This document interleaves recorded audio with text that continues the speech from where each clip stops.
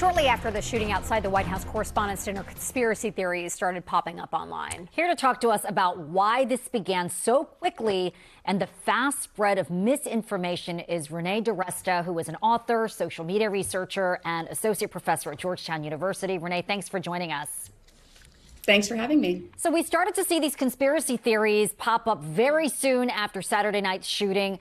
Why do you think that there's this growth in distrust among Americans about what they see right now, even if it's happening live on TV? There are reporters doing reports on social media and everywhere else.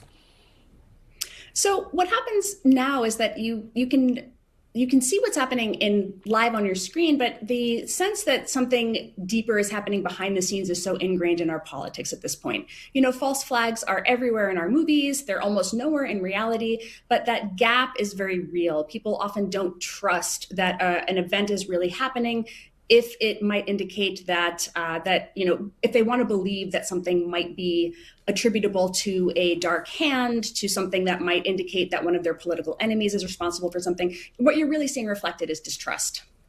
Renee, the president has claimed repeatedly that the 2020 election was stolen from him. He has sown doubt in ways that few presidents have in modern history. But now we are seeing people actually question whether attempts on his life are real. How troubling do you think it is that public trust has eroded to that degree? I think it's very troubling. I think what is most troubling about it is that it's across the political spectrum. Prior to this event at the White House Correspondents Dinner, you were seeing members of the community that had previously been very supportive of the president questioning the Butler assassination attempt just a few weeks prior. So this is something that is really expansive. It used to be that these types of narratives were very, very fringe. We've also seen, though, Democratic Party politicians questioning this attempt. So this is the sort of thing where opinions like this that used to be very fringe, that used to reflect a real conspiratorial mindset, are very normalized now. That's one of the things that's most troubling about it. Right, and for people to really try to dig into what's the truth. So, Renee, let's play devil's advocate for a second. Is there real concern, or are we overblowing all of this? There are conspiracy theories about the Kennedy assassination, of course, other traumatic events in U.S. history. Is this something that just happens in moments of chaos?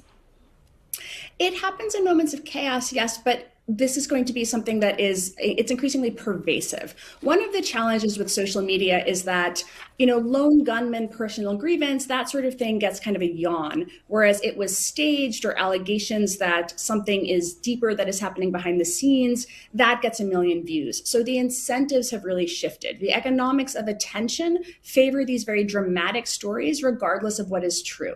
And when you layer that in with authority figures who should know better, again, politicians, members of both parties are doing this now. When they come out and say something is happening here, there's more than meets the eye, that's giving license. That's authority figures, people who are supposed to be trusted guides helping the public understand what is really happening. When they give credence to these theories, that indicates to the public that maybe there's actually some truth to it.